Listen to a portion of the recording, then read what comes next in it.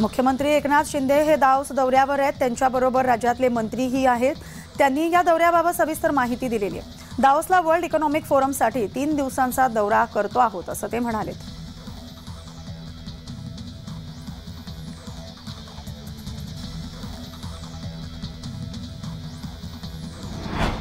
फक्त 10 लोकांची संमती असताना मुख्यमंत्र्यांसह एकूण 50 लोक जात आहेत। त्यांच्यामध्ये मुख्यमंत्री, मंत्री आणि PAOSD यांचाही समावेश आहे। ही जनतेच्या पैशांची उधळपट्टी आहे असं म्हणत आदित्य यांनी मुख्यमंत्री एकनाथ शिंदे यांच्या दावोस दौऱ्यावर टीका केली।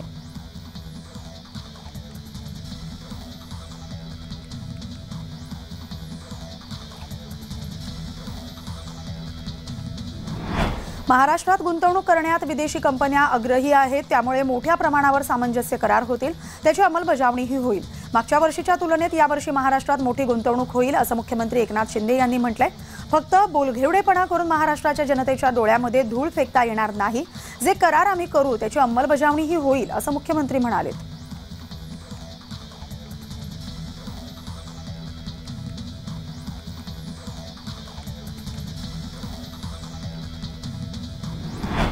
मंगळवारी भाजपच्या मंत्र्यांची दिल्लीत बैठक होणार आहे। पंतप्रधान नरेंद्र मोदी यांच्या नेतृत्वाखाली ही बैठक होणार आहे। लोकसभा निवडणुकांच्या दृष्टीने या बैठकीला महत्त्व आलेले आहे। पंतप्रधान नरेंद्र मोदींसह केंद्रीय गृहमंत्री अमित शहा, भाजपा राष्ट्रीय अध्यक्ष JP नड्डा यांची प्रमुख उपस्थिती असणार आहे।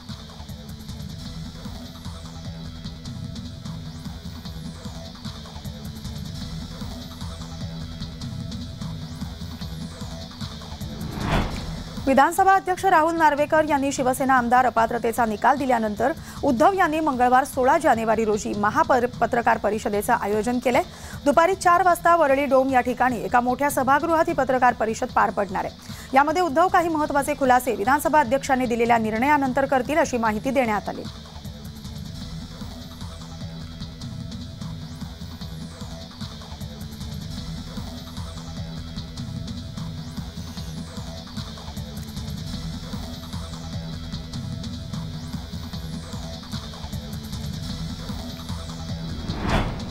मंगळवारी उद्धव गटाकडून जनता न्यायालय भरवण्यात येते।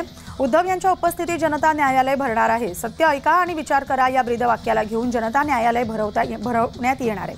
16 जानेवारी दुपारी 3:30 वाजता NSDIO डोम वरळी इथं जनता न्यायालय भरवलं जाणार आहे।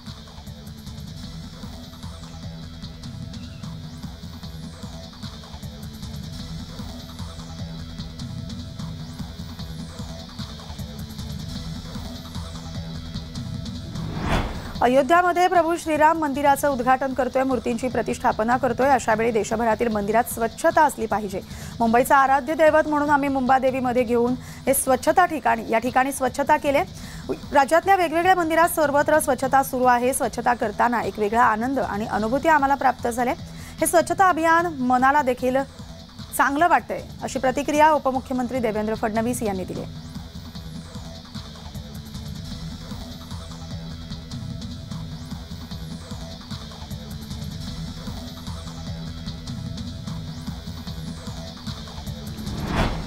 ज्यांचं या आंदोलनात काही योगदान नाही असे लोक अशा प्रकारचे आरोप करून स्वतःचं हास्य करून घेत आहेत। कोट्यवधी हिंदूंचा अपमान करतायत। उबाठा गटानं अशा प्रकारे हिंदूंचा अपमान करणं बंद करावं। मूर्खांना मी उत्तर देत नाही असं उपमुख्यमंत्री देवेंद्र फडणवीस म्हणाले। त्यांनी संजय राऊत यांच्यावरही टीका केली।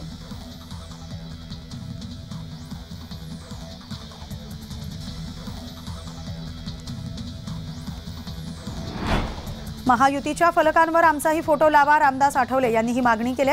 राज्यभरात महायुतीचे मेळावे होत असून प्रत्येक जिल्ह्यात मेळाव्याचं आयोजन करण्यात येते। मात्र यावेळी लावण्यात येणाऱ्या फलकांवर आमचे फोटो खाली न लावता वर लावावेत आणि RPIच्या कार्यकर्त्यांचा आदर करावा अशी मागणी रामदास आठवले यांनी केली।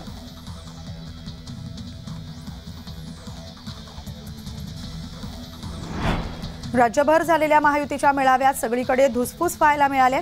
ही धुसफूस लोकसभा झाली की बाहेर पडेल। लोकसभेला शिंदे गटाचा भाजपावर करून घेणार की लोकसभा झाली की त्यांना पदापासून दूर करणार अशी टीका वैभव नाईक यांनी केली।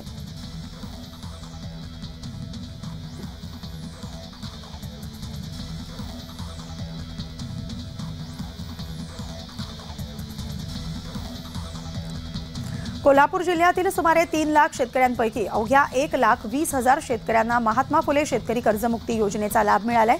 पात्र असूनही जिल्ह्यातील अनेक शेतकऱ्यांना कागदपत्रांची पूर्तता केली नसल्याच्या अटीवरून अपात्र करण्यात आले।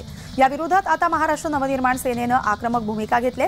जिल्हा उपनिबंधक कार्यालयासमोर शेतकऱ्यांच्या मागण्यांसाठी बेमुदत उपोषण सुरू आहे। मागण्या मान्य न झाल्यास मनसे स्टाईलनं खळखट्याक आंदोलन करण्याचा इशारा देण्यात आलाय।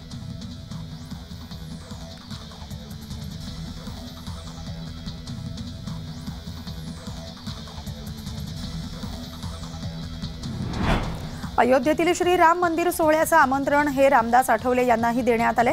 केंद्रीय मंत्री आठवले राम मंदिर सोहळ्याला जाणार असल्याचं सांगण्यात येते। 22 जानेवारीला बुद्ध विहारातही स्वच्छता करा अशा सूचना रामदास आठवले यांनी केल्यात।